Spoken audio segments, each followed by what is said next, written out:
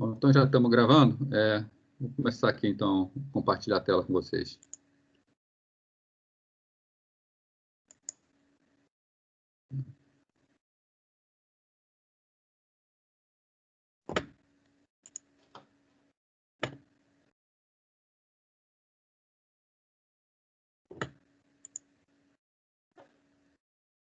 Bom, vamos lá. Então, começando a ver o conjunto de instruções para a gente poder ver aqui o funcionamento de um microprocessador. Bom, a gente vai ver aqui dois pontos de vista, né? Primeiro, do ponto de vista do projetista de um microprocessador, de um hardware, né? E também sobre o ponto de vista do usuário, né? Lembrando que o usuário aqui para a gente é o programador assembly, né? Aquele que vai programar em linguagem de máquina, né? Então, do ponto de vista do projetista, quem faz um sistema, o hardware, né? O conjunto de instruções da máquina oferece os requisitos funcionais para o processador, né?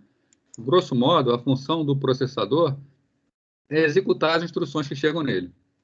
Então, é esse conjunto de instruções que vai determinar como deve ser o funcionamento de um processador, né? Por outro lado, do ponto de vista do usuário, de quem faz a programação de baixo nível, em linguagem de máquina, né? O usuário que escolher programar em linguagem de máquina tem o quê? Tem que ter conhecimento da estrutura dos registradores, né? E da memória, né? Também dos tipos de dados que a linguagem de programação aceita, que no caso é a máquina. Professor, né? E do funcionamento da unidade lógica aritmética. Oi, pode falar. eu queria saber, quando é que as fotos vão ser lançadas?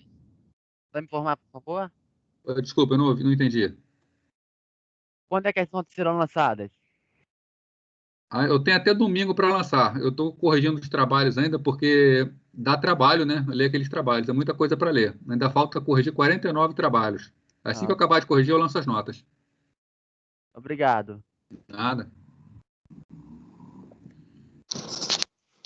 Então, o usuário, no caso, é o programador de linguagem de máquina, então ele precisa conhecer a estrutura de registradores, por quê? São as variáveis que ele tem, né? As variáveis que ele tem para utilizar. Os registradores são aquelas variáveis que fornecem acesso rápido à informação, né? Assim como a estrutura de memória são aquelas variáveis de acesso mais lento, né? Os tipos de dados, obviamente, né? Qualquer programador de qualquer linguagem de programação tem que conhecer os tipos de dados da linguagem de programação. No caso aqui, como está programando hardware, tem que conhecer o tipo de hardware do processador, né? E o funcionamento da unidade lógica aritmética. A gente vai ver aqui que nem todo processador, por exemplo, faz cálculo de número de pontos flutuantes, com números reais, né? Então, a descrição do conjunto de instruções da máquina, de computador, é que vai permitir o entendimento sobre o processador, tá? Resumindo, o processador ele vai ter que executar algumas instruções, então é preciso conhecer as instruções. Conhecendo as instruções, conhecemos o processador. Então, as instruções de máquina, né? Então, de novo, né, a operação do processador é determinada pelas instruções que ele executa. Então, as instruções são conhecidas como instruções de máquina, são as instruções executadas diretamente pelo hardware, né? E a coleção dessas diferentes instruções que o processador vai executar é conhecido como conjunto de instruções. Então, conjunto de instruções do processador, né? Agora, cada instrução deve conter informações exigidas pelo processador para sua execução, né? Quais são o formato que a instrução vai ter que ter de início, né? 0 e 1. Primeiro, precisa ter um código de operação. Oi? Uma dúvida? 0 e 1. Primeiro, ela vai ter um código de operação, que chama de opcode, tá? Nós vamos entrar em mais detalhes em cada campo desse na aula de hoje, tá? Então, o opcode, que é o código de operação, especifica a operação a ser realizada. Vai vir uma sequência de zeros e uns, né? Então, vai lá, sequência aleatória aí, 0, 0, 1, 1, 0, 1. Dependendo da sequência de 0, 1 que vier, o processador vai executar uma ou outra ação, né? Depois, vem uma referência ao operando fonte, né? Normalmente, nem sempre, mas normalmente, uma instrução ela vai atuar sobre um operando, né? Uma soma vai ter que somar alguma coisa. Então, a gente precisa dizer o que será somado, né? Então, a operação pode envolver um ou mais operandos, que vão ser as entradas da operação, né? Referência também ao operando de resultado. A instrução, uma soma vai armazenar alguma coisa em algum lugar. Então, a gente tem que dizer onde será armazenado. E também uma referência para a próxima instrução, que é aonde está a próxima instrução, né? Então, para executar uma instrução, precisamos saber qual é a instrução, sobre que dados ela opera, aonde ela guarda e qual será a próxima a ser executada. São os passos que devem ser seguidos. Então, a gente tem o que a gente chama de ciclo de instrução, né? Ciclo, o nome é bem claro, o processador vai passar o tempo inteiro executando esse ciclo. Isso aqui é uma execução em ciclo, né? Vamos iniciar por aqui. Vamos imaginar que a gente está iniciando aqui, né? Primeiro passo do processador, ele vai buscar a instrução a ser executada na memória, né? A gente já viu o datapath no processador aqui de uma maneira bem simples. Então, o que ele vai fazer? Ele vai na memória, busca a instrução e carrega para dentro dele. No caso, ele vai botar dentro do registrador de instrução. Quando a instrução é buscada, né, ela entra no registrador de instrução e vai entrar na fase de decodificação do operando. Então, o registrador de instrução vai ver qual é a operação e essa operação provavelmente vai necessitar de um operando, né? Sabendo qual é o operando, ele vai calcular o endereço do operando. Esse cálculo do endereço do operando pode ser na memória, pode ser um registrador, pode ser em qualquer lugar, né? Então, ele vai, uma vez calculado o endereço, ele vai e busca esse operando. Uma instrução ela pode ter mais de um operando. Então, essa aqui ela pode ficar num ciclo aqui, buscando o próximo operando, né? Por exemplo, A igual a B mais C, né? A instrução A igual B mais C. Busca o operando B, volta para a decodificação, para calcular o endereço do operando C, aí busca o operando C. Então, faz 2 vezes esse ciclo para buscar o operando, né? Depois disso, vai para a operação de dados, ou seja, ela executa a operação que tem que executar, né? Provavelmente vai armazenar em algum lugar. No nosso exemplo, vai armazenar na posição de memória representada por A. Então, vai calcular o endereço do operando, né? Isso tudo a gente está falando de um ciclo para uma instrução, né? Calculou o endereço de A na memória, né? Armazena esse operando. Pode acontecer de ser, por exemplo, um vetor e precisar ter resultados múltiplos, então vai entrar em ciclo também, né? Uma possibilidade, né? Por fim, poderá ou não terminar a instrução, porque ela pode retornar, por exemplo, para cálculo do endereço do operando, instruções MMX, por exemplo, que operam sobre vetores para multimídia.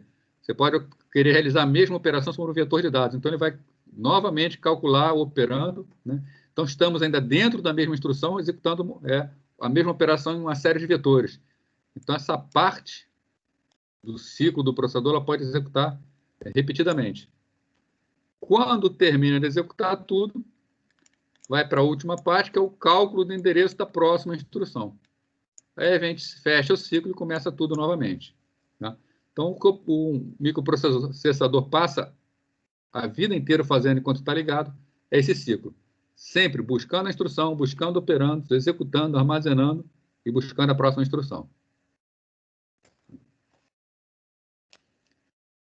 Bom, na maior parte dos casos, né, a instrução a ser buscada vem imediatamente após a instrução corrente, tá? Num programa sequencial, é isso que vai acontecer, né?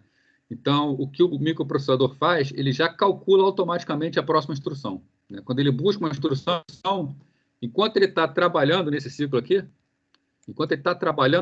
para ele adiantar, tem um registrador especial, que é o contador de programa, o Program Counter, que chama de PC.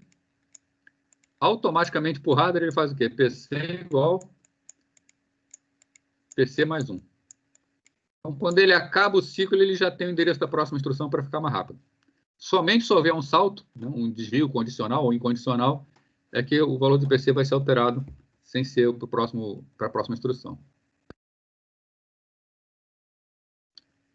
Se a nota já foi lançada. Não, ainda estou corrigindo a nota, porque tem muito trabalho para corrigir. Ainda faltam corrigir 49 trabalhos, né? Mas no máximo até domingo vai estar lançado. Então, se tudo der certo, amanhã eu consigo. Se não, sábado.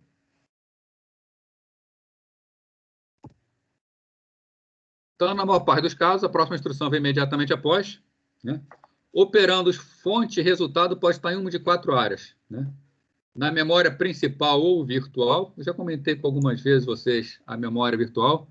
A memória virtual vocês vão ver em detalhes na disciplina dos sistemas operacionais, mas é um esquema de endereçamento que facilita a utilização de memória, para evitar o problema de fragmentação de memória. Basicamente, desvincula o endereço real do endereço virtual da instrução. Nesse caso, o endereço da memória deve ser fornecido. Embora a gente fale aqui memória principal ou virtual, para o programador, mesmo o programador em linguagem de máquina, para ele é indiferente se é memória principal ou virtual. Esse trabalho é realizado em conjunto pelo sistema operacional e pelo microprocessador. Tá? Então, se não estiver usando o esquema de memória virtual, a gente manda acessar acesso ao endereço absoluto. Se estiver usando o esquema de memória virtual, de qualquer forma, nós vamos dar o endereço que nós queremos, e aí o microprocessador vai fazer a conversão para a gente no endereço de memória virtual. Né? Então, o programador não se preocupa com isso. Pode estar endereçando registradores do processador. Né? Então, o processador ele contém um ou mais registradores que podem ser referenciados com instrução de máquina. Quem fez o trabalho sobre RISC, e que também quem leu os trabalhos dos outros alunos, né, que era para ser feito, sabe que o processador RISC tem uma gama muito grande de registradores. Né? Então, isso para acelerar o funcionamento do processador. Né? Então, os dados podem ser acessados na memória, é um acesso mais lento, ou podem ser acessados diretamente nos registradores, que é mais rápido. A gente tem o esquema de endereçamento imediato também. Né? Por exemplo, dentro de um loop, nós podemos ter uma instrução do tipo i igual i mais 25. Né? Não tem por que armazenar o valor 25 na memória e mandar buscar na memória. Né? O endereçamento imediato, a instrução já fala adicionar 25 aí. Fica mais rápido. Né? Ou pode ainda, né, ser endereço no dispositivo de entrada e saída.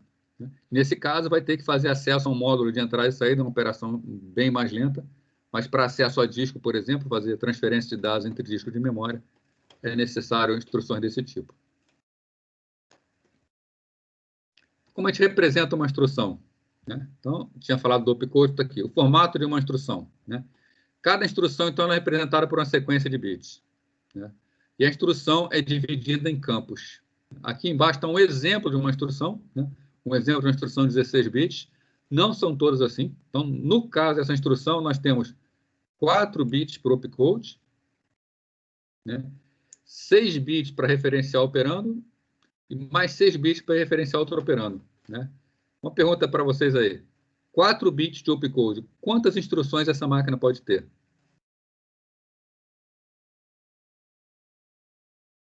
Quem falaria? Se nós temos 4 bits, quantos valores diferentes podem ser representados por 4 bits? Vai, 2 elevado a 4. Né?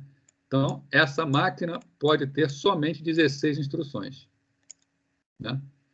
E quanto de memória ela pode acessar? Se tem 6 bits,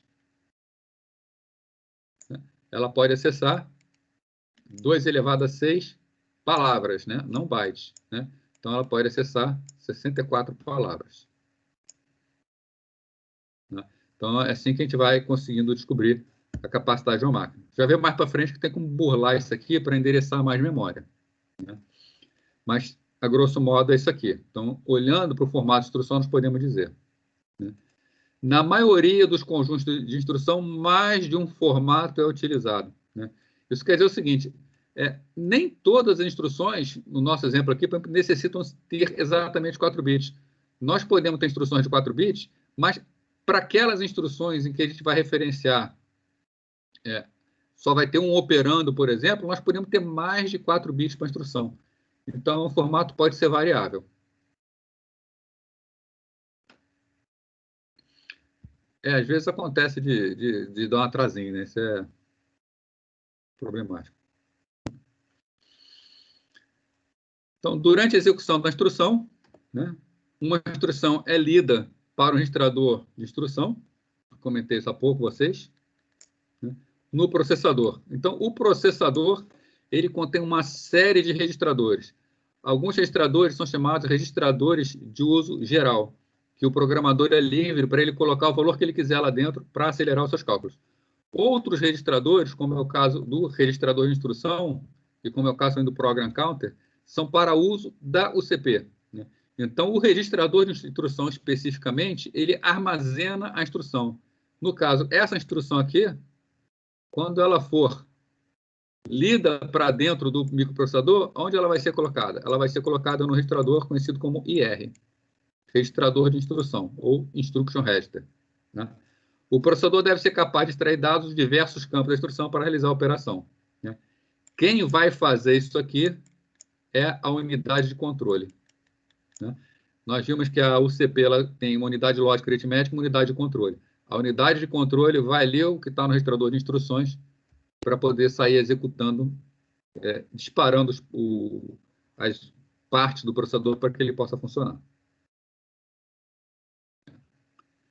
É difícil lidar com representação binárias. Né? Então, quem programa em linguagem de máquina não vai programar utilizando 0 e 1. Né? No caso, vai utilizar o quê? Os chamados mnemônicos. Então, se eu quero fazer uma adição, qual é a instrução? Add. Eu quero somar R com Y. Executa a instrução add RY. O assembler, que é o responsável por transformar o código assembly em linguagem de máquina efetivamente, vai traduzir esse mnemônico add RY na sequência de bits da instrução.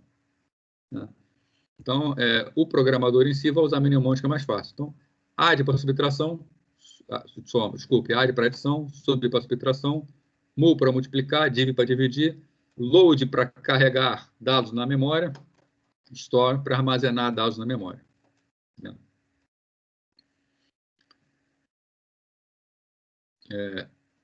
Aqui está errado, tá? Dados da memória. Store vai colocar lá. Né? Ele vai colocar em algum outro local. Bom, dessa forma, a gente pode escrever um programa em linguagem de máquina em forma simbólica. Né? Por exemplo, um programador pode botar x igual a 513, y igual a 514. Né? E utiliza mnemônicos para criar seus programas. Né? Então, ele bota lá add xy. Ele não precisa botar que ele vai somar o conteúdo da memória 513 com o conteúdo da memória 514. Né? Fica mais fácil a programação. Né? Mais fácil, entre aspas. Né? Quem está acostumado a linguagem de alto nível fica mais complicado. Mas é muito mais fácil trabalhar dessa forma do que com sequência de zeros e 1. Né? Atualmente, programadores em linguagem de máquina é raridade. Né? É muito raro, realmente. Só aquelas pessoas que vão realmente trabalhar com desenvolvimento de baixíssimo nível, ou então desenvolvimento de sistemas operacionais e que vai programar alguma coisa em assembly. O pessoal que trabalha mesmo diretamente com hardware já usa hoje em dia linguagem C, já utiliza linguagem de alto nível. Tipo de instrução. Vamos ver aqui o funcionamento de algumas instruções. Né?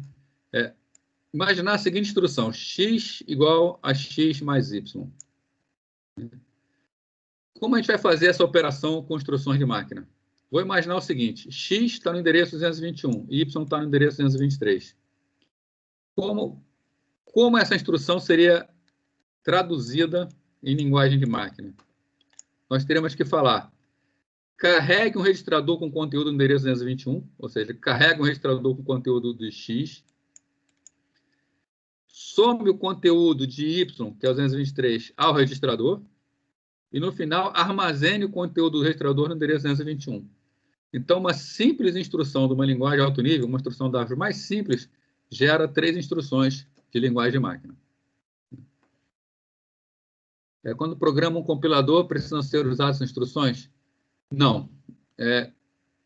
Não, na verdade, sim. Tá? Quem programa o compilador vai traduzir em assembly, tá? Para depois de assembly traduzir para a linguagem de máquina. Quando você faz o compilador, você tem que ter conhecimento das instruções de baixo nível. Né? E mais do que isso, né? O compilador ele vai ser feito para um determinado microprocessador e para um determinado sistema operacional. Tem que conhecer muito bem quais são os comandos daquele microprocessador para o qual você vai compilar. Tá? Então, quem faz compilador tem que saber assembly.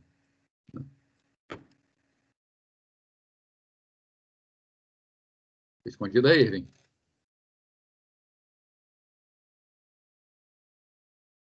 Então, vamos lá.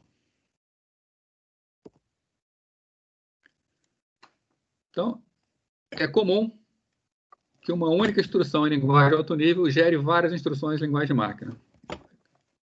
Meu mouse sumiu aqui, tá.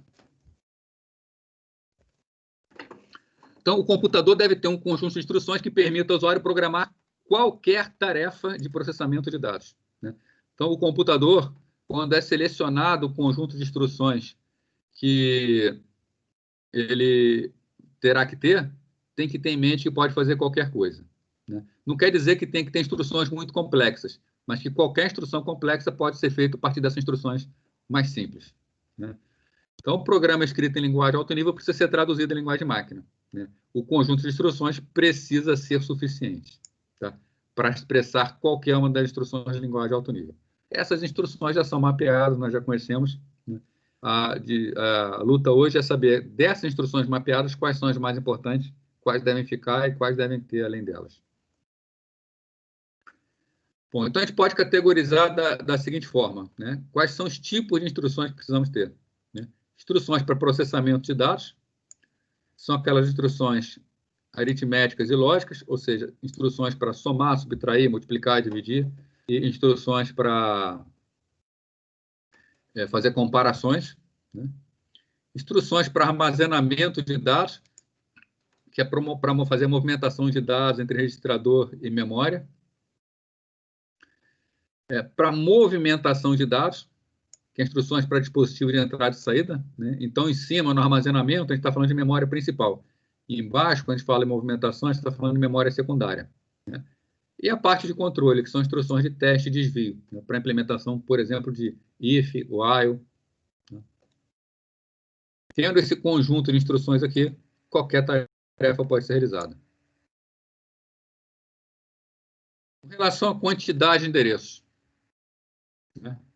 Uma das formas tradicionais que a gente tem de descrever a arquitetura é em termos da quantidade de endereços que pode ser contida em cada instrução, né? Ou seja, qual é a quantidade máxima de endereços que seria necessária em uma instrução? Bom, essa quantidade de endereços nós estamos falando o seguinte, nós vamos realizar uma soma. A gente já viu aqui, em linguagem de alto nível, A igual a B mais C. Se a gente tem uma linguagem de máquina que aceite 3 operandos, 2 para leitura e 1 para armazenamento, nós podemos realizar com uma única linguagem de máquina, uma única instrução, essa operação, tá? Nem todos os processadores vão ter todos os operandos. Quando nós estamos falando aqui em quantidade de endereços, nós estamos falando aqui na quantidade de operandos, A, B e C, né? As instruções aritméticas e lógicas são aquelas que tradicionalmente exigem mais operandos, né? Praticamente todas as operações aritméticas e lógicas são chamadas unárias, né? Quando só tem o operando de origem, né? No caso, um exemplo de uma operação unária. A igual a A mais 1. Tá? Só temos operando de origem, tá? No caso, como origem e destino é o mesmo, tá? E normalmente acumuladores. Binárias, quando temos 2 operandos de origem, né? Dessa forma, é necessário mais endereços, né? Se nós quisermos armazenar ainda, que é o caso do A igual a B mais C, vamos precisar ainda de um terceiro endereço. Esse terceiro endereço costuma estar implícito, conforme nós vamos ver. Sendo que, sempre que executamos uma instrução, temos que lembrar que precisamos buscar a próxima instrução. Então, quando falamos de uma instrução, implicitamente, nós estamos também pensando na próxima instrução que precisa ser buscada, né? Esse endereço também é necessário, né? Costuma ser implícito, conforme a gente já viu. É sempre o mais 1, sempre o próximo, tá? Mas nem sempre. Então, às vezes, é necessário um desvio. Professor, estou com uma dúvida. Pode falar. O que são operandos? Vou usar esse exemplo aqui agora. Por exemplo, aqui, ó, y igual a menos b dividido por c mais d vezes e. Operando é tudo que estiver do lado direito do sinal de atribuição. São aqueles, isso aqui vai ser uma operação, né? O operando são aqueles elementos sobre os quais os dados serão operados. Ok? Tá bom, obrigada. Fábio, deixa eu te perguntar uma coisa. Aproveitando o gancho dessa pergunta dela, operando e opcode são a mesma coisa? Não. Não, né? Vou voltar aqui na imagem. essa imagem aqui, tá? Deixa eu dar uma limpadinha aqui para ficar mais fácil. Isso aqui é tudo uma instrução, né? Isso aqui é o opcode. O opcode diz o que é a instrução, o que a instrução vai fazer. E no caso da instrução, nós temos dois operandos. O primeiro operando e o segundo operando. Ah, tá. Então, beleza. por exemplo, B mais C. B e C são os operandos. O opcode vai dizer que vai ser uma operação de soma, ou mais. Entendi. Tá, beleza. Obrigado. Tá? Então, no que impacta a quantidade de endereço? Vamos imaginar essa instrução aqui, então. Y igual a menos B dividido por C mais D vezes zero. Eu não precisava ter esse parente, mas está aqui para não ter dúvida sobre a prioridade. Se nós temos uma linguagem de máquina que aceita instruções com 3 endereços, como nós podemos executar essa instrução? Primeiro fazemos Y recebe A menos B. Já vamos ter a primeira parte feita, né? Depois pegamos um local temporário, T, e vamos botar T igual a D vezes E. Então, T já tem a multiplicação. Depois somamos C ao T, temporário, e, por fim, fazemos a divisão de Y por T, né? O Y contém o A menos B e o T contém o divisor. Com isso, com 4 instruções, está resolvida a nossa situação. Agora, existem máquinas que não têm instruções com 3 endereços, né? Como seria para executar essa operação com máquinas que só aceitam 2 endereços? Tá? Bom, para fazer o A menos B, a gente vai precisar de mais instruções, né? Então, anteriormente conseguimos fazer com 4, aqui nós vamos usar 6 instruções para realizar a operação, mas conseguimos realizar a operação, né? Então, se só temos dois endereços, não podemos, por exemplo, fazer A menos B diretamente.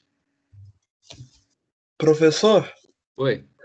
Existe algum cálculo que a gente possa realizar para definir quantas operações serão necessárias, no mínimo, baseado na quantidade de endereços? Não. Vai depender muito do cálculo. Você pode ter cálculos que são bastante complexos, né? Entendi. Vai depender também da otimização de cada processador, né? Por exemplo, nos processadores atuais, eu estou botando dessa maneira aqui, tá? Mas os processadores atuais, inclusive, o que um processador faria? Já estou até adiantando aqui, mas já comecei a falar, vou falar. Deixa eu dar uma apagada aqui. Repare isso aqui. Opa. Essas duas instruções, move e sub, você concorda que ela é independente dessas 3 aqui? Porque, primeiro a gente vai mover A para Y e depois vai subtrair B de Y para fazer o A menos B. As 3 seguintes, ela move o D para T, depois multiplica por E e depois soma o C. Esse resultado aqui, de cima, ele é completamente independente do de baixo. Um não interfere no outro, né? O que os processadores hoje em dia fazem? E os compiladores já facilitam o trabalho dele. Executa essas duas sequências, ele executa em paralelo. Então, vai depender muito do esquema de otimização também que o compilador fará. Ok? Ok, entendi. Obrigado. Bom, então, se nós só temos 2 instruções, nós temos como fazer A menos B e armazenar em Y, porque precisaríamos de 3 para isso. Então, o que a gente tem que fazer? Move A para Y, subtrai B de Y, sempre com dois operandos, Y em A, Y em B. Depois, move D para T, multiplica por E, soma C. Depois faz a divisão de Y por T, né? Conseguimos o mesmo resultado, só que dessa vez com mais operações, com 6 operações. Ô, Fábio, nesse caso aí que você está falando que atualmente existem processadores que fazem isso em paralelo, seriam os coprocessadores? Não, coprocessador é para realizar tarefas que o processador não faz, né? Por exemplo, um coprocessador... O pessoal fez até o trabalho, por exemplo, o MIPS, né? Que vocês estão fazendo o trabalho. Sim. O R3000. Aham. o R3000 ele é como o 80286 também da Intel. O 80286 da Intel ele não faz cálculo de pontos flutuantes. Aliás, ele faz, mas ele faz por software. Tá? Se você passar para o 286 para ele dividir dois números reais, ele vai fazer, mas ele vai fazer uma série de contas para dividir. Né? Existe um coprocessador chamado 80287, tá? Que ele é colocado na placa-mãe junto com 8086. Quando ele está ali, junto com 80286, quando ele está ali, o 286 passa para ele as contas, ele faz as contas por hardware e depois ele devolve. Isso é o coprocessador. Ah, tá. Ele recebe tarefas. Né? No caso, é múltipla unidade funcional mesmo. O que os processadores... Eu estou falando atuais, mas desde a década de 90 é feito isso. Eles têm várias ULAs em paralelo. Sim. Então, ele consegue realizar várias operações em paralelo, dentro do mesmo processador. Tá? Eu não estou nem falando em múltiplos núcleos, não. É um núcleo só com várias unidades lógicas e aritméticas em paralelo. Entendi. Tá, beleza. Nós temos uma situação ainda pior, né? A gente está falando que instruções de 2 endereços. A gente pode ter na instrução com somente um endereço. A gente só passa um operando para ela. Né? Nesses casos, vai existir um registrador especial chamado acumulador. Tá? E todas as operações elas são sempre feitas com relação ao acumulador. Né? Por exemplo, somar B. Vai somar B ao acumulador. Então, se só temos uma instrução, o que a gente tem que fazer? Como seria um exemplo de implementação disso aqui? Né? A gente carrega D. Né? Carregar D significa coloca D no acumulador. Né? Carrega D no acumulador. Multiplica por E. Multiplica por E significa o quê? O acumulador recebe o acumulador mais E. Depois soma C. O acumulador recebe o acumulador mais C. Então, o que é que nós temos no acumulador? D vezes E mais C. Bom, já fez a parte do cálculo, armazena isso em Y. Então, store Y. Então, Y tem o divisor. Né? Próximo passo. Carrega A no acumulador. Então, load A. Subtrai B do acumulador. Vai ficar acumulador é o acumulador menos B. Divide isso por Y. Então, nós temos aqui A menos B no acumulador. E essa divisão estava no Y. Então, quando manda dividir por Y, vai pegar o que estava no acumulador, dividir por Y. Então, acumulador recebe acumulador dividido por Y. Por fim, armazena o resultado em Y. Passa o que estava no acumulador para Y. Tá? Então, instruções, precisamos de 8 instruções para isso. Professor? Oi. Deixa eu ver se eu entendi. Cada instrução que estão nesses quadros aí são separadas, né? Instruções de 3 endereços, 2 endereços. É isso, né? Então, cada quadrado que tem aí é referente a uma instrução apenas, uma instrução completa. Na verdade, há um tipo de processador, né? O primeiro processador ele tem instruções com 3 endereços. Então, ele precisa de menos instruções, né? O segundo processador trabalha com instruções de 2 endereços. Né? O terceiro processador trabalha com instruções de um endereço só. Então, é a forma de cada um trabalhar. O compilador... Eu notei... Oi. Pode falar. Depois eu... alguém perguntou ali, né? Quando ele perguntou se o compilador, quem escreve um compilador precisa saber assembly. Né? Ele precisa saber assembly e precisa saber especificamente para aquele compilador para o qual o código está sendo gerado, que tipo de instrução ele tem, porque ele vai ter que gerar para essa mesma instrução, dependendo das instruções que o compilador tem, ele vai ter que fazer uma das 3 opções. Do tipo da quantidade de instruções, entendi. Eu tinha lido, acho que foi no livro do Stallings mesmo, que tem processadores que eles só realizam a operação de soma, né? E através disso eles conseguem fazer outras operações, tipo elevado e tal, multiplicação e até subtração. Então, assim, onde eu vi que todos esses conjuntos de instruções, né, nesses 3 quadros, tem tanto soma quanto subtração, multiplicação e divisão. Qual seria a diferença entre esses 3 quadros, né, que tem essas 4 operações, com relação a um que só realiza a soma? Será que ele seria mais rápido? No caso de só realizar soma, significa que a unidade funcional dele só realiza a soma. Tá? Mas ele tem a instrução de subtração. só que a soma ele vai fazendo um passo só, né? A subtração ele vai simular por somas, aí vai ser uma instrução mais demorada, né? Mas ele tem a instrução subtração. Entendi. E para a gente, última pergunta, para a gente saber diferenciar a quantidade de instruções em um processador, basta simplesmente interpretar uma instrução já existente. Por exemplo, nesse primeiro quadro aqui, você tinha explicado que, quer dizer, no segundo quadro, onde você sublinhou, você perguntou, você concorda que as primeiras e segundas instruções não tem nada a ver com as terceiras, quartas?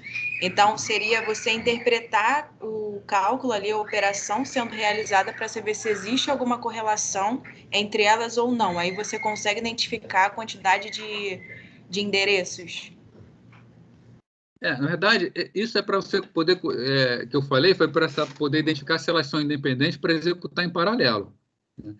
Para saber a quantidade de endereços, tem que saber de antemão. Quem escreve o compilador, ele tem que conhecer todas as instruções. Isso vem no manual do processador, no manual técnico do processador. A gente não pega esses manuais porque a gente, como usuário comum, vamos falar assim, não interessa muito saber, né? Mas um desenvolvedor, por exemplo, quer ver, um desenvolvedor do SDK do PlayStation, do Xbox, né? Vou falar do PlayStation que eu conheço mais. O PlayStation 5 ele vem com AMD, né? É um processador AMD. Quem desenvolve o software do SDK para desenvolver os jogos, ele tem que conhecer todas as instruções do AMD para poder otimizar. E aí ele tem que ler o manual e tem que conhecer, não tem jeito. Entendi. Então é simplesmente para saber se existe uma execução paralela, né? No caso aqui é. Tá, obrigada.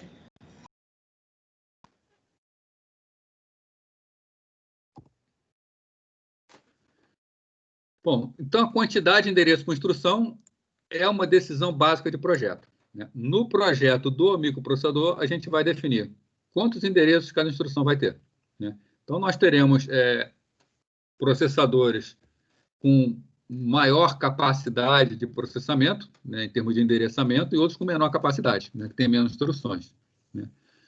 Bom, o que significa ter menos endereços por instruções? Primeiro, as instruções são mais primitivas, então elas são mais fáceis de serem implementadas. Fica mais fácil implementar diretamente por hardware, né? Normalmente, nós estamos falando de processadores RISC, que a gente vai ver mais adiante o que é. Exige um processador menos complexo, né? Já que tem instruções mais primitivas com menos endereço, ao invés do processador ter que sair caçando tudo em paralelo para fazer as operações, ele faz de uma forma mais fácil. Também as instruções têm menor tamanho. Ter menor tamanho significa decodificar de forma mais rápida, né? Então, é um fator de aceleração também. Porém, resulta em programas que contêm mais instruções no total. A gente já viu aqui, né? O terceiro caso tem 8 instruções e o primeiro caso tem 4 instruções. Então, o dobro de instruções para serem executadas, né? Então, leva a tempos maiores para execução de programas. Se a gente tem instruções de somente um endereço, tá, o programador tem à disposição apenas o registrador de uso geral, que é o acumulador. Então, o acumulador é o implícito que vai receber todos os resultados de todas as operações, né? Se a gente tem instruções de múltiplos endereços, é comum ter registradores de uso geral. Registrador de uso geral significa que o usuário pode utilizar aquele registrador para o que ele quiser, né? Ou o compilador, né? Isso permite, né, se ter múltiplos registradores de uso geral, que operações sejam realizadas unicamente sobre registradores, então elas são muito mais rápidas, né? Para um bom compilador, uma instrução for i igual a alguma coisa. Já sabemos que essa variável i vai ser muito utilizada dentro desse for. Um bom compilador vai colocar essa variável i dentro de um registrador, para o acesso a ela ser mais rápido. Então, como o acesso ao registrador é mais rápido, acelera a execução dos processos. Maioria das máquinas contemporâneas, né, das máquinas que temos hoje, mistura instruções de 2 e 3 endereços. Professor, Oi. uma dúvida que é o seguinte, eu li uma vez pesquisando sobre como otimizar o código em linguagem C, pensando já na parte de transformação do código fonte em objeto, eu vi uma das dicas que eu li no artigo era que instruções de incremento do tipo I++ eram melhores do que I igual a I mais 1 ou do que I mais igual a 1. É verdade isso? Entre aspas, né? Porque é o seguinte, o I++, vamos botar primeiro, I igual a I mais 1. Isso aqui pode ser traduzido na instrução add, né? I, vírgula 1. Você vai somar 1 aí. Quando você bota I++, existe uma instrução na maioria dos processadores que é a instrução INC. A instrução INC é incrementar, aumentar o valor em 1. Ela é bem mais rápida porque ela tem um hardware especializado só para incrementar. Então, é um ciclo muito rápido. Então, se você faz I++ e vai ser traduzido em incrementar I, beleza, ela é mais rápido. Agora, por que eu falei mais ou menos? Porque um bom compilador, ele vai identificar que I igual a I mais 1 é um incremento. Então, ele vai fazer em que I. Isso vai depender tudo de quem fez o compilador. Assim como também, se o cara é um mau programador de compilador, ele pode transformar o I++ no I igual a I mais 1. Hoje em dia, os compiladores estão muito otimizados. Então, eu diria para você o seguinte, que eu não acredito que para os compiladores atuais faça tanta diferença. Mas lá em linguagem de máquina faz toda a diferença você fazer incrementação ou soma de 1. Tá legal? Entendi. Legal, obrigado. O que acelera mesmo, que você pode ajudar, em linguagem C especificamente, é um tipo da linguagem C que é o register. Você bota register, você bota a palavra register na frente da palavra int. Se você fizer isso, você está instruindo o compilador, register int A. Você está instruindo o compilador a tentar, né, ele não garante que consegue, mas tentar alocar essa variável A para um registrador e não numa posição de memória. Com isso, ela vai ficar o tempo inteiro dentro do registrador, ela vai ser mais rápida. Se o compilador não conseguir, não vai ter problema nenhum para o seu programa. Porém, se ele conseguir, você já está dando uma dica para ele, aí vai ser bem mais rápido. Mas também se ele conseguir e você tiver colocado uma variável que talvez não seja tão interessante ter sido colocada num registrador, você culpou, digamos assim, um recurso importante que poderia ter sido utilizado por outra variável, né? Isso, Isso é interessante quando você vai ter, por exemplo, um loop imenso com não um loop imenso, vai ter um loop e dentro dele você toda hora está usando variável i, for i igual a alguma coisa. E essa variável i vai ser usada toda hora dentro do loop, muito usada. É interessante ela estar no registrador. Mas hoje em dia vale a pena você deixar para o registrador, ou melhor, para o compilador decidir, porque ele consegue decidir bem. Entendi. Legal, obrigado. Também é possível a existência de instrução sem operandos, né? Nesse caso é usada uma pilha, né? Aí é a instrução de pilha, né? Você armazena na pilha, retira da pilha, tá? É bem mais complexo de ser utilizado. E é muito raro isso aqui, né? Existem até instruções que usam pilha, mas normalmente são utilizadas para subrrotinas. Então, quantidade de endereços, né? Então, por exemplo, instruções com 3 endereços. Um exemplo é A recebe B, operação C. Se nós temos 2 endereços somente, vai ser operação AB, vai ser A recebe A, operação B. Né? Quando só temos 2 operandos, fica implícito que o primeiro operando vai receber o resultado. Se nós só temos um operando, está implícito que vai ser utilizado o acumulador do processador. Então, operação A vai ser acumulador recebe acumulador operando A. Desculpa, operação A. Ou a pilha, no caso da pilha, a gente simplesmente faz OP, por exemplo, somar.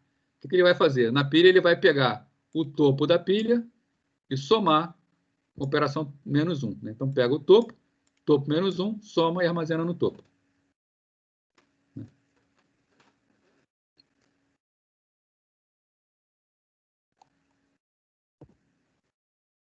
Bom, projeto aqui de conjunto de instruções. Né? Então, é a pergunta, né? qual conjunto de instruções terá um processador? Né? O processador ele pode ter um conjunto enorme de instruções. Como escolher? Essa escolha vai afetar muitos aspectos do sistema. Né? Ele define as funções que são realizadas, né, e vai ter um efeito significativo sobre a implementação. Afinal de contas, o processador ele vai ter que implementar todas aquelas instruções. Né? A única coisa certa sobre isso é que existe muita divergência. Né? Muita gente discute qual é a melhor solução. Tanto que existem várias opções no mercado de microprocessadores. Tá? Então, para máquinas que vão realizar operações multimídia, é interessante ter um conjunto muito grande de instruções. Servidores, por exemplo, é mais interessante poucas instruções. Né? E quando eu estou falando assim, máquinas multimídia, servidores, a gente está falando por causa de desempenho.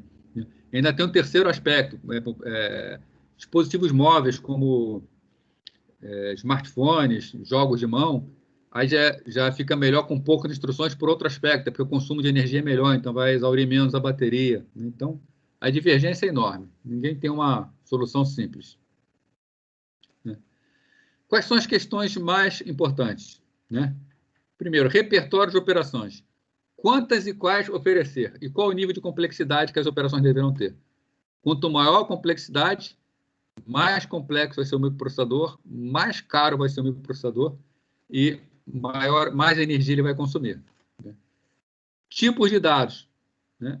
Quais são os tipos de dados que a gente vai realizar essas operações? Será que para um software de automação doméstica, ou automação residencial, eu preciso ter uma operação de ponto flutuante? Né? Nem sempre, aliás, quase nunca. O formato da instrução, qual o tamanho da instrução em bits? Quanto mais instruções tenho, maior é o opcode. Então, maior é o espaço que eu tenho que ter para o tamanho da instrução. Quantos registradores o processador vão ter? Né? Como vai ser o endereçamento? Vou ter mais de um operando, vou ter um operando, vou ter dois operandos. Então, uma série de questões a serem realizadas. Né? Bom, vamos falar aqui sobre operandos, depois vamos discutir as formas de endereçar, e a gente vai até conversar um pouquinho com você sobre memória virtual. Bom, instruções operam sobre dados. No final, o computador é uma máquina para operar sobre dados.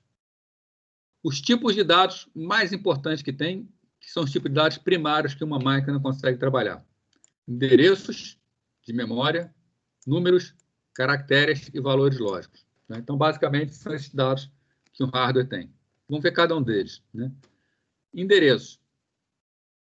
A gente tem algum cálculo para realizar sobre a referência do operando, né?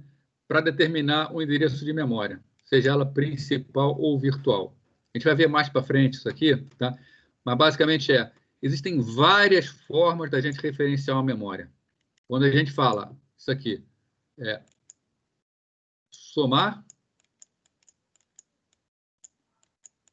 A, B. O que é somar A, B? A princípio pega o que está em A, soma com o que está em B. Né? Como só tem dois operandos, significa o quê? A igual a A mais B. Agora, beleza. Quem é A e quem é B? A pode ser registrador, A pode ser memória, A pode ser até um endereço no dispositivo de entrada e saída. A mesma coisa para B. Então, eu posso estar somando dois registradores, posso estar somando registrador, memória, registrador, endereço, dispositivo de entrada e saída. E isso significa que uma instrução simples, como a instrução ADD, a instrução add, né, para somar, eu posso ter diferentes operandos nela. Só que se forem operandos diferentes, são instruções diferentes, porque se eu uso a soma de registradores, ele vai encarar os endereços aqui como endereços registradores. Se eu usar uma soma de endereços de memória, ele vai encarar como aqueles endereços sendo na memória. Se eu fizer uma soma de registrador com memória, um do endereço é registrador, o outro é memória. Né? Então, são operações de soma diferentes, vão ter mnemônicos diferentes. A mesma instrução, ela tem diferentes mnemônicos, dependendo da forma como o operando vai ser encarado.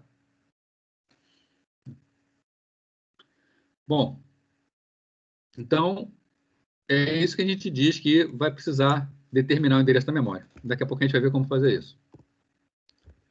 Com relação ao número, todas as linguagens de máquina incluem tipos de dados numéricos, né? Isso é óbvio, né? A função do computador é computar números, né? Na matemática, números são ilimitados, né? Matemática tem infinitos números. O computador, a gente já viu que não. O computador, a gente tem um limite, né? Existe um número máximo que a gente pode ter um maior número possível e até mesmo um número muito próximo do zero. Passou determinado limite, para baixo ele considera como zero. Ou seja, existe um limite na magnitude dos números que a gente pode representar nas máquinas. Nos números de ponto flutuante, ainda tem o limite da precisão. A gente viu que os números que têm uma precisão muito alta, a gente já viu isso no início da disciplina, a gente não consegue representar. Então, nós temos que aceitar alguns arredondamentos, né? Ou seja, o programador ele se depara com problemas como o arredondamento dos números, o overflow, né, que é quando o número é muito grande para a máquina, e o underflow, que é quando o número é muito pequeno para a máquina e acaba virando zero. Agora, 3 tipos de dados numéricos são muito comuns no computador.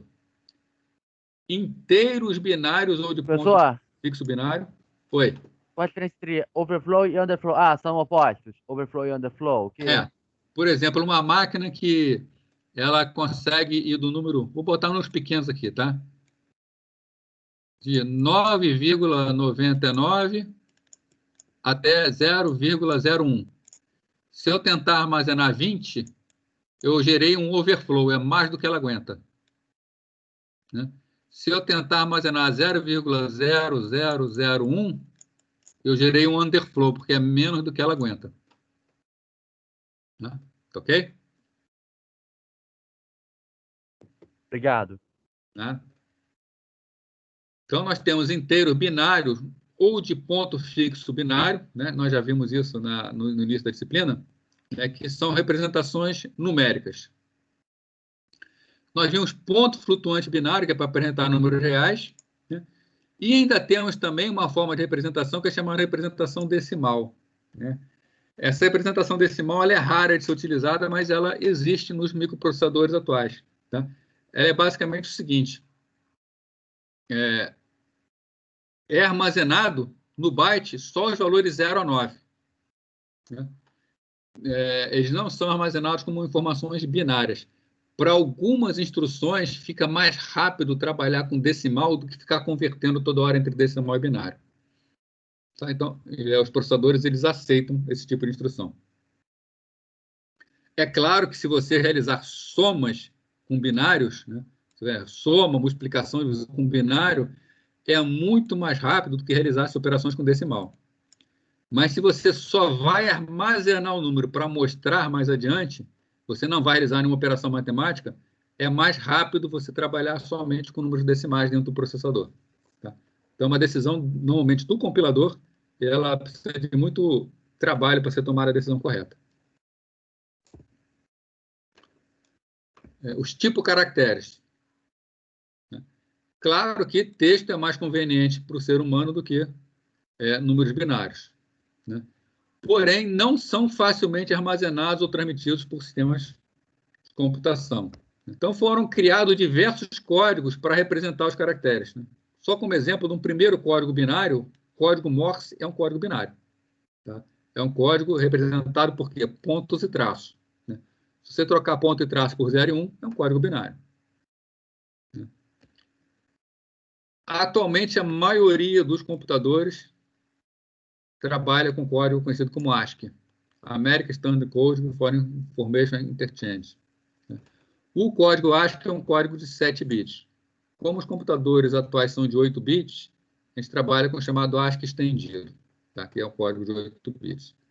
Mas um que chegou a ser bastante usado também no passado, principalmente por mainframes da IBM, e alguns hoje em dia ainda mantêm, é um código conhecido como EBCDIC, né?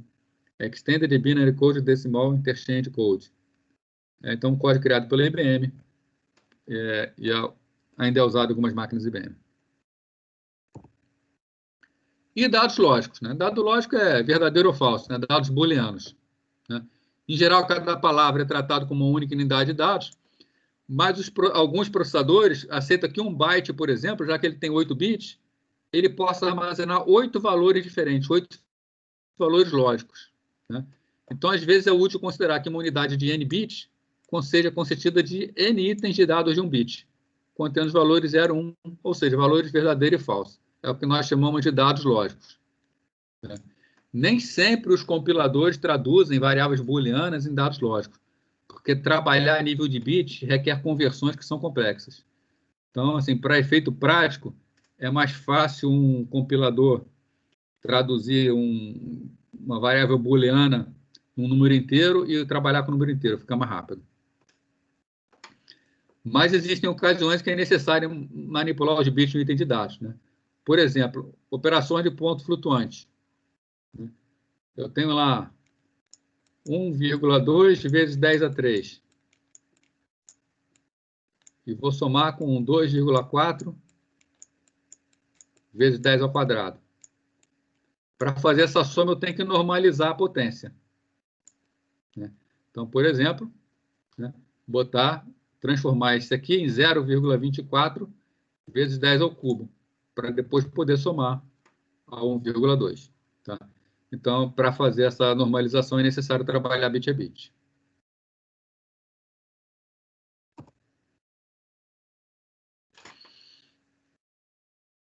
Agora, o dado está armazenado numa posição de memória. Numa linguagem de programação, quando a gente define uma variável, nós colocamos lá int a. Pronto, temos que a variável a é um número inteiro. Em linguagem de máquina, não existe definição de variável. Na verdade, nós operamos sobre posições de memória. Então, os mesmos dados eles podem ser tratados como lógico, numérico ou texto. Tudo vai depender unicamente do quê? Da operação que é realizada sobre ele. Isso não é comum em linguagem de alto nível, mas é muito comum em linguagem de máquina, né? Então, não existe tipo de dado pré-definido em linguagem de máquina. Quem define o tipo de dado é a instrução no momento que ela é executada. Ela vai pegar a informação que está ali e ela vai trabalhar aquela informação. Vamos ver alguns exemplos aqui. Por exemplo, tipo de dado do x86. Então, algumas instruções. A linha 8086, a linha x86 da Intel, né? 8086, 286, 386, Pentium, i5, i7, i9, seja lá o que for. Atualmente, ela trabalha com número de 8 bits, ou seja, 1 byte, número de 16 bits, ou seja, a palavra do x86 tem 16 bits, mesmo ele sendo atualmente um processador de 64 bits. Isso é para manter compatibilidade com o primeiro processador, 8086, que era um processador de 16 bits. Ele tem o tipo de dado de 32 bits, que é o double word, né, palavra dupla.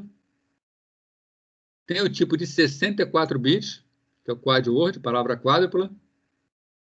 E trabalha também com valor de 128 bits, double quad word, né, ou seja, dupla quádrupla. Um troço interessante na linha Intel, tá? As palavras não precisam ser alinhadas em endereço número par, não precisam estar alinhadas em múltiplo de 4, se for double word, tá? E não precisa estar em múltiplo de 8, lá, se for double quad word. Tá? Isso a gente está querendo falar o seguinte, muitos processadores, deixa eu botar aqui, desenhar como se fosse uma memória aqui, tá? Vou botar byte a byte aqui. Cada quadradinho desse é um byte. Muitos processadores, para simplificar a sua estrutura interna, eles amarram o seguinte: se eu for acessar um byte, o byte pode estar em qualquer posição. Agora, se eu for acessar uma palavra que é uma palavra, 16 bits,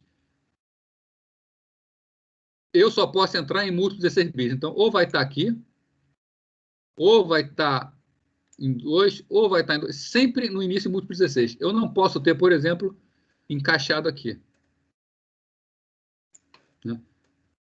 Porque isso aqui, esse ponto inicial aqui não é múltiplo de 16. Isso vai valer para 32, para 64, para 128, né? Pois se eu trabalho com o número de 128 bits, né, eu vou ter que pegar aqui 8 bytes O próximo, eu tenho que obrigatoriamente iniciar num múltiplo de 8 bytes. Para vários processadores. A linha x86 não faz esse amarramento. Qualquer coisa pode começar em qualquer lugar.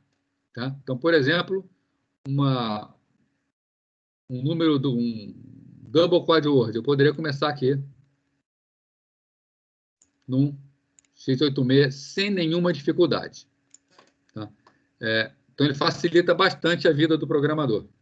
Tá? Mas uma coisa vai acontecer. Tá? Se for, por exemplo, um processador de 32 bits, significa o quê? O processador de 32 bits está lendo a cada 4 bytes de memória. Então, vou fazer outro desenho aqui de memória. 2, 3, 4, 5, 6, 7. Um processador de 32 bits significa que, quando ele vai buscar na memória, ele vai buscar sempre múltiplo de 4 bytes. Então, ele vai buscar 4 bytes. Os próximos 4 bytes que ele busca é na sequência. 1, 2, 3. Então, isso aqui na sequência. Eu posso, no Intel, ocupar nessa sequência aqui, colocar meus 4 bytes de forma quebrada? Posso. O Intel vai deixar. Porém, para buscar essa informação, o microprocessador vai acessar a memória 2 vezes. Ele vai primeiro ler esses 4 bytes, vai ficar com a informação que me interessa, depois vai ler os 4 próximos e vai juntar a informação que interessa. Vai fazer 2 acessos à memória. Alguns processadores, então, amarram um alinhamento para obrigar que o programador programe com eficiência. Outros, como o Intel, não obrigam essa eficiência ao programador. Mas se o programador souber que vai acarretar em falta de eficiência, ele se programa para fazer o alinhamento. Se não tem como definir um array, o Irving está perguntando. Tem como definir um array. Tá? O array, na verdade, vai ser sequências desse tipo, tá? Que o Intel não obriga a ter um alinhamento. Tá? Mas o array ele não é um tipo de dado do microprocessador. O array é um tipo de dado da linguagem de programação. O microprocessador até dá um suporte para facilitar, tá? Mas ele não existe o tipo de dado array no microprocessador. Tá? Outro detalhe, o x86 utiliza um chip chamado Little Endian. A gente vai ver mais adiante exatamente o que é o Little Endian. Né? Significa que o byte menos significativo é armazenado no endereço mais baixo. Então, basicamente é o seguinte, imagina essa sequência aqui. 0A, 0B, 0C, 0D. Como ele entra na memória? Se você olhar a memória crescente, de forma crescente, tá? De cima para baixo, no caso, o endereço A mais 1, A mais 2, A mais 3, ele é armazenado de trás para frente. 0D, 0C, 0B, 0A. Por que os projetistas da Intel resolveram fazer assim? Né? Normalmente a resposta é a seguinte, 2 questões, eles podiam e eles queriam. Tá? Quiseram fazer assim e fizeram assim. Tá? Qual é a perda de desempenho ou ganho de desempenho? Não perde nada, não ganha nada, é só uma maneira diferente de ser feita. Tá? Existem 2 formas, que é o Little Endian e o Big Endian. Mais para frente a gente vai ver a diferença entre eles. O que eu vou falar rapidamente aqui, só comentar com vocês, isso aqui são os tipos de dados que existem no Intel. Tá? Então, existe um tipo que é o chamado geral, né? Que é aqueles que nós já vimos, são palavras, palavra dupla, palavra quádrupla, dupla quádrupla. Tá? Tem valores chamados inteiros, tá? Valor binário com sinal, né? Contido em byte, palavra ou palavra dupla, usando representação de complemento de 2. Então, nós vimos já o que é complemento de 2, é uma forma de representar números negativos. Né? Ou seja, para o Intel, o próprio inteiro tem 3 tipos de inteiro: byte, 16 bits, 32 bits. Se eu precisar de inteiro com maior precisão, a linguagem de programação vai ter que fazer isso. Tem os chamados ordinais, né? Algo que pouca gente sabe, né? Pouca gente usa, que é o chamado números em BCD, Binary Code Decimal Não Empacotado. Significa o quê? Que cada byte recebe o valor 0 ou 9. Ou seja, um byte tem 8 bits. Com 8 bits, nós podemos representar o quê? 2 elevado a 8 igual a 256 valores diferentes. Quando estamos utilizando essa definição aqui, o byte ele só armazena 10 valores diferentes. Então, os 8 bits só podem representar 10 valores diferentes. Existe um outro tipo que é o BCD empacotado, em que o byte ele é dividido em 2 partes. 4 bits em cada parte. Os primeiros 4 bits representam um número, de 0 a 9, e a primeira parte recebe aqui outro número de 0 a 9. Então, enquanto não empacotado, cada byte representa de 0 a 9, o empacotado pode representar de 0 a 99. Ponteiro par, ponteiro near são ponteiros para a memória, né? Campos de bits são valores lógicos, tá? Strings de bits e de bytes, tá? A gente está falando aqui de string, embora esteja falando em string, na verdade, a gente está falando em vetores, né? Que foi o que o Irving perguntou, né? Se tem array. Não é bem um array, ele chama de string, ele dá um suporte para funcionamento string, mas não trabalha diretamente, né? Tem número de pontos flutuantes, né? Existe um padrão em 3S chamado em 3S 754 que define os números de pontos flutuantes. A Intel segue esse padrão, né? E tem as instruções chamadas instruções SIND, que são instruções estendidas, normalmente instruções multimídia, que é o pacote das MMX, que foram as primeiras instruções que vieram com Pentium MMX, e depois as instruções SSE, que foram as extensões das MMX. Tá? São instruções bastante multimídia. Se vai ter exercício, eu posso passar para vocês exercício, Gleison. Depois eu passo uma lista de exercícios para vocês. Então, vou anotar aqui. Mas o próprio livro tem bastante exercício também, mas eu faço.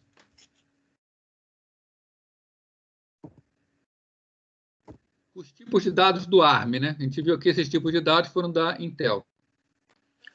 O ARM, então, é um processador RISC, né? Admite tipo de dados chamado byte, são 8 bits, né? Half word, 16 bits, e 32 bits, que é o chamado word, né? A princípio, ele tem apenas esses tipos, né? Em geral, o acesso à meia palavra deve ser alinhado em meia palavra e o acesso de palavra deve ser alinhado por palavra. Então, aquilo que eu comentei que o Intel não exige, né? Então, se estamos trabalhando com 16 bits, todo número de 16 bits tem que começar em múltiplo de 16. Então, se eu estou separando por bytes, o ARM, a princípio, exige que estejam armazenados o número de 16 bits a cada múltiplo de 16, assim como o de 32. Né? O que acontece se você tentar acessar, por exemplo, um número de 16 bits, tá? Que estaria iniciando nesse byte aqui. Metade dele está num campo de endereçamento, outra metade no outro. O Intel, nós já vimos o que o Intel faz. O Intel faz 2 acessos, junta os 2 e te dá, né? O que o ARM faz? Caso padrão, caso nada seja dito para o processador trabalhar de forma diferente, ele vai truncar, né? O que significa truncar? Se você está falando que está buscando nessa posição, ele desloca tudo para frente e ele busca esses 2 aqui. Então, tem que saber muito bem o que está fazendo quando trabalhar com o processador ARM. Agora, se você quiser fazer a chamada verificação de alinhamento, você pode dizer ao processador o seguinte: verifica se a instrução está tentando acessar dado de forma desalinhada.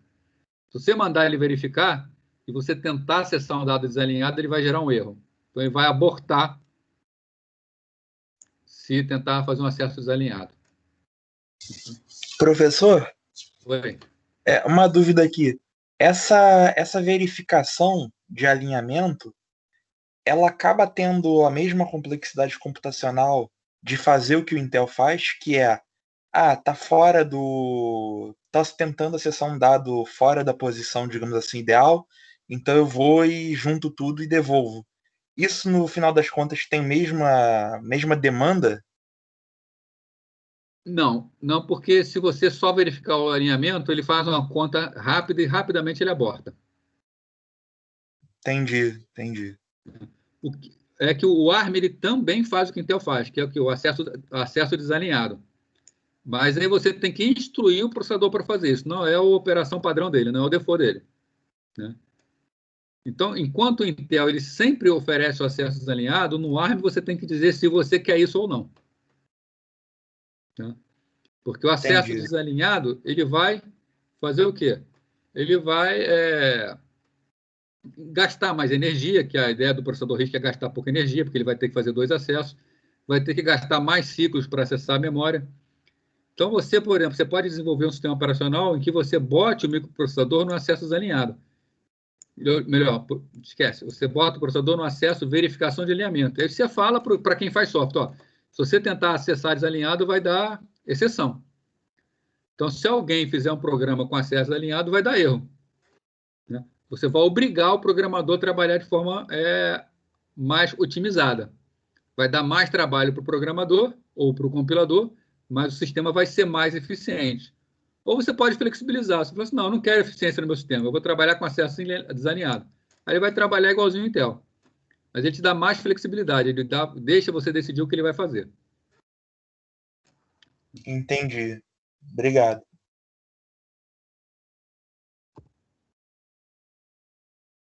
Bom, para os 3 tipos de dados, né, a interpretação sem sinal é admitida, né? Ou seja, você pode dizer se os dados, no caso aqueles dados de 8, 16 ou 32 bits, vão ser inteiros com ou sem sinal.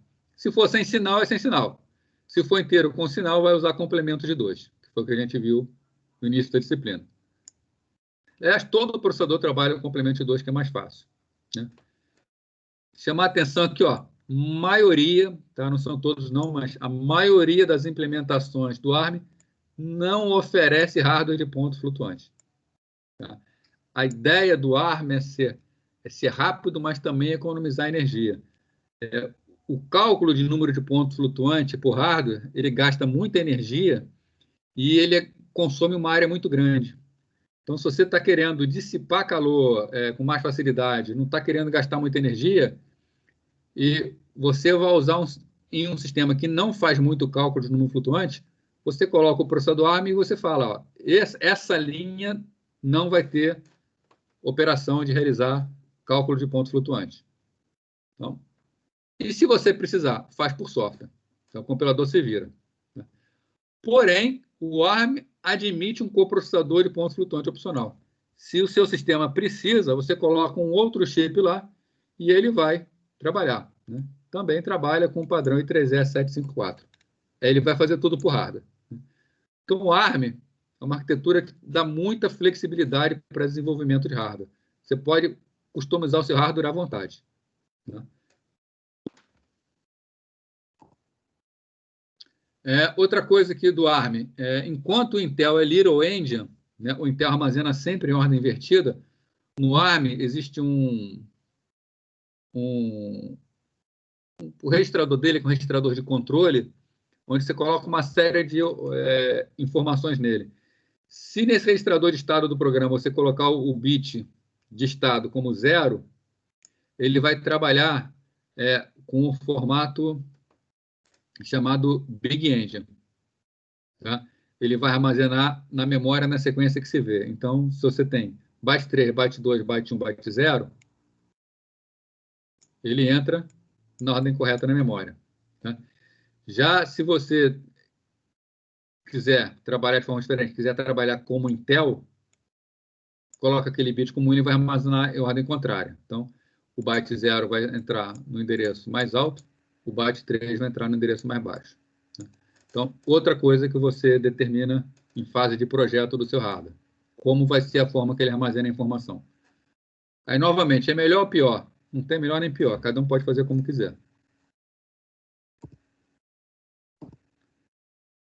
Então, quanto aos tipos de operações. Quantos opcodes, ou seja, quantas operações vão ter uma máquina? Vai variar de máquina para máquina, tá? Mas os mesmos tipos gerais são encontrados, né? Então, quais são os tipos gerais? Transferência de dados, né, para passar para o registrador, para a memória, operações aritméticas, operações lógicas, operações de conversão, por exemplo, converter de binário para decimal, que é muito utilizado, operações de entrada e saída, Operações para controle do sistema, para, por exemplo, trabalhar na memória virtual, né? Operações de controle, de transferência de controle, uma instrução if, ela vai causar um salto na execução do programa. E para fechar essa parte aqui, ordenação de bytes. Né? Vamos ver aqui exatamente o que é Little Endian, Big Endian. Né? E qual a importância de saber disso. Vamos supor que a gente tem esse número aqui em hexadecimal. Tá? Então, hexadecimal de 32 bits. Então, 32 bits nós temos 4 bytes. O primeiro byte tem o valor 1, 2, depois 3, 4, depois 5, 6, depois 7, 8. Né? Vamos supor que esse valor vai ser armazenado em uma palavra de 32 bits, tá? Na memória cujo endereço é 2216, endereço 2216. Né? O valor consiste em 4 bytes. O byte, quem é o byte mais significativo? A gente chama de byte mais significativo aquele que tem a maior ordem de grandeza. Quem tem a maior ordem de grandeza? É quem está à esquerda. Então, aqui é o mais significativo. É 1, 2. Né? Por exemplo, no número decimal 34, o 3 representa 3 dezenas. O 4 representa 4 unidades. Então, o 3 ele é mais significativo. Ele representa o valor 30. Então, aqui, o valor mais significativo é um 2. O menos significativo é o que está à direita, é o 7, 8. Como isso é armazenado na memória? Né? Temos duas possibilidades. Ou colocamos diretamente, por exemplo, quero armazenar na posição 2216. Então, posição 2216. Se a gente armazena direto, 1, 2, 3, 4, 5, 6, 7, 8. Ou eu posso colocar os bytes em ordem contrária, do final para frente. 7, 8, 5, 6, 3, 4, 1, 2. Esse aqui, à esquerda, dizemos que é o Big Endian. O da direita, o Little Endian. Então, no caso aqui, no mapeamento Big Endian, o byte mais significativo é armazenado no byte numérico mais baixo. Então, mais significativo, que é o 12, é armazenado no endereço mais baixo, 2216. Né? No Little Endian, o menos significativo é armazenado no valor numérico mais baixo. Ou seja, o menos significativo, que é o 78, armazenado no menor valor de endereço, que é o 2216. Né? Quem utiliza Big Endian? Né? IBM Sistemas 360, 390, a linha Motorola de processadores, a linha de processadores Sun Sparc, a maioria das máquinas RISC utiliza Big Endian. Né? Exemplo de quem utiliza Little Endian. Arquitetura Intel x86, então Intel, AMD, né? Máquinas VAX, máquinas Alpha. E o ARM que nós vimos.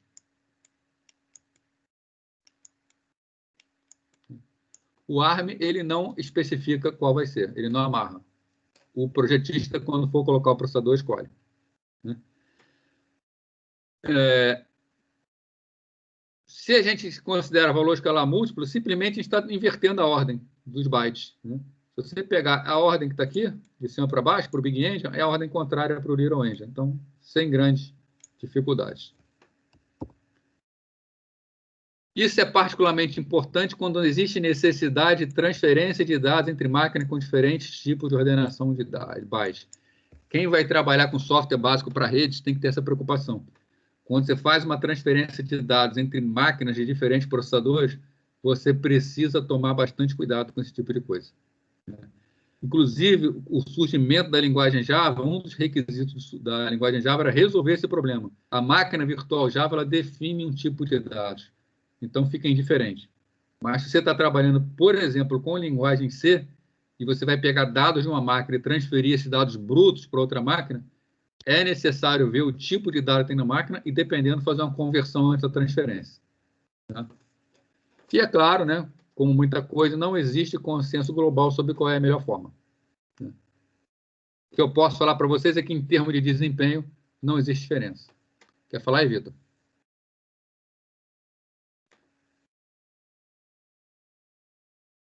Oi, Vitor, levantou a mão, quer falar?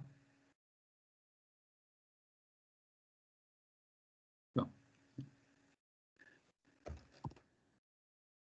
Um exemplo, só para mostrar aqui. O que é uma estrutura em linguagem C? Tá? Está definindo uma variável inteira do tipo A, int A.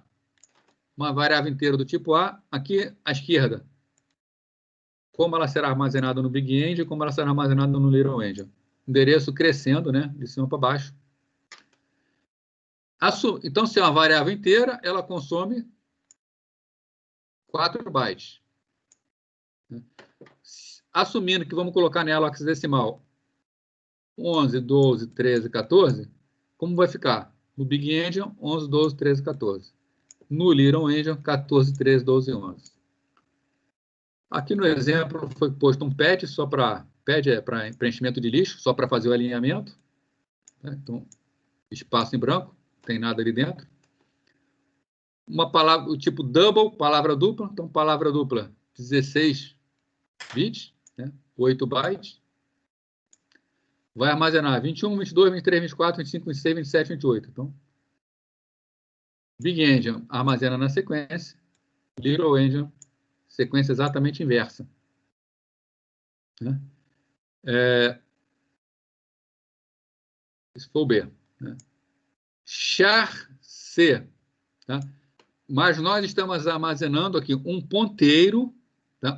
Esse aqui tem que ser um ponteiro do tipo char, mas que vai estar apontando para uma palavra, ou seja, 32 bits. E nele vai ser armazenado 31, 32, 33, 34. Tá?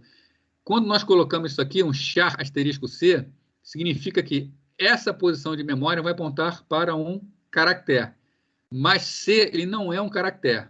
C aponta para um caractere. C é um ponteiro. Um ponteiro ele tem 4 bytes. Tá?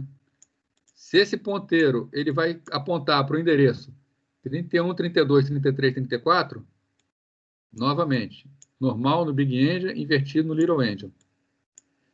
Mas se a minha linguagem de programação define um vetor, char D7, e nesse vetor eu coloco A, B, C, D, E, F, G, como fica armazenado?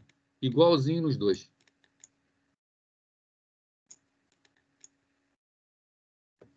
Professor, Oi.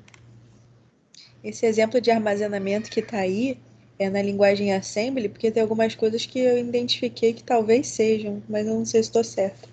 No caso aqui, está a definição da struct em linguagem C. Só que isso aqui, quando passar pelo compilador, ele vai ser traduzido em assembly. Ah, tá. No caso, o inteiro da linguagem C é armazenado em uma palavra. O ponteiro da linguagem C é armazenado em uma palavra. Né? No final, vai para o assembly. Tá bom. O importante estar chamando a atenção aqui é que um vetor de caracteres. Um vetor de caracteres é uma sequência de caracteres. Cada caractere é um byte. Então, se cada caractere é um byte, um byte aqui, um byte aqui. Outro byte no Big Endian, outro byte no Little Endian. A sequência é mantida. Então, o tipo de ordenação não afeta a alteração dos itens de dados dentro da estrutura. Então, se a estrutura define um vetor, o vetor vai estar na sequência, não importa se é Big Endian ou Little Endian.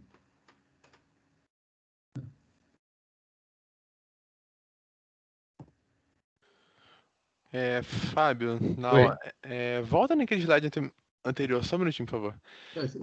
Quando você está falando de... Vou fazer uma chamada rapidinho aqui. Uhum. Só porque eu já estava esquecendo. Baixei. Só garantir.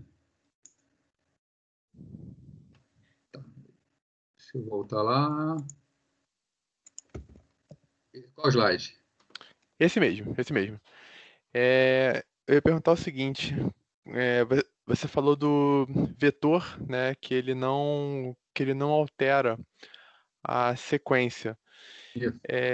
Mesmo sendo inteiro ou char, não faz diferença. Ele mantém a sequência? Vou fazer aqui um vetor para a gente ficar mais fácil, ficar bem claro, tá? Tá. Aqui o vetor de char, ele acaba não sendo um bom exemplo, mas o exemplo estava no livro. Vou pegar aqui e vou fazer um inteiro, int A, tá? 4. Tá? Então, vou fazer o seguinte, o primeiro, vou facilitar para mim aqui, vou botar 1, 2, 3, 4, tá? Uhum. Primeiro, 1, 2, 3, 4, o segundo, 5, 6, 7, 8, mas imagina que isso aqui fosse... Vou fazer direito, fica mais claro. Primeiro, 0, 1, 0, 2, 0, 3, 0, 4. Segundo, 0, 5, 0, 6, 0, 7, e aí por diante, tá? 0, 8. É o seguinte, 0, 9, 10, tá? Uhum. Como ficaria esse vetor na memória? Big Engine seria fácil. Tá. 0, 1, 0, 2, 0, 3, 0, 4 e por aí vai. Esse é o Big Engine. Beleza. O Little Engine, o que está falando é o seguinte, ele não altera os elementos do vetor. Então, esse é o primeiro elemento do vetor, esse aqui é o segundo elemento do vetor, esse aqui é o terceiro elemento do vetor. Né? E por assim vai. Uhum. Está falando, no Little Engine, o primeiro elemento está ali também, o segundo elemento está ali também, e o Uhum. terceiro está ali também. A posição de cada elemento é mantida. Porém, como é Little Engine, como fica armazenado o primeiro elemento? 0,4, 0,3, 0,2, 0,1. Né? O segundo, como vai ficar armazenado? O segundo vai de 5 a 8, então, 0,8, 0,7, 0,6, 0,5. Né? Entendi. Ou seja, a posição dos elementos é mantida. Então, o primeiro elemento, o segundo, estão na mesma posição. Mas o armazenamento, aí sim, ele é diferente para cada tecnologia.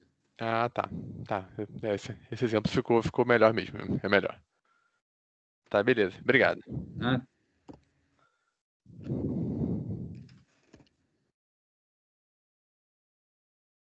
Só isso aqui. Queria ter falado isso aqui hoje. Vamos fazer o seguinte: isso aqui vai ser bem demorado e é complexo. Vamos pensar, então, semana que vem a gente fala disso. A semana que vem a gente está entrando nos modos de endereçamento do processador. Né? Agora acabou de virar 10 horas. Né? Alguém quer fazer alguma pergunta, alguma colocação? Professor, uma dúvida aqui sobre o livro. Uhum. A 8ª edição do livro, ela serve para essa disciplina ou tem que ser a 10ª mesmo? A 8ª, eu não conheço ela de cabeça. Tá? O que deve mudar mesmo são os exemplos. Né? Por exemplo, nessa 10ª edição já tem exemplo de DDR4. Na 8ª edição, talvez só tenha até DDR3. Né? Entendi. Mas isso aí só. Mas você tem direito, você consegue acessar a 10ª edição, né, pela internet. Você sabe que você consegue acessar, né? Na biblioteca virtual, né? Isso, é. Tá, entendi. Então, beleza. Só essa dúvida mesmo. Uhum.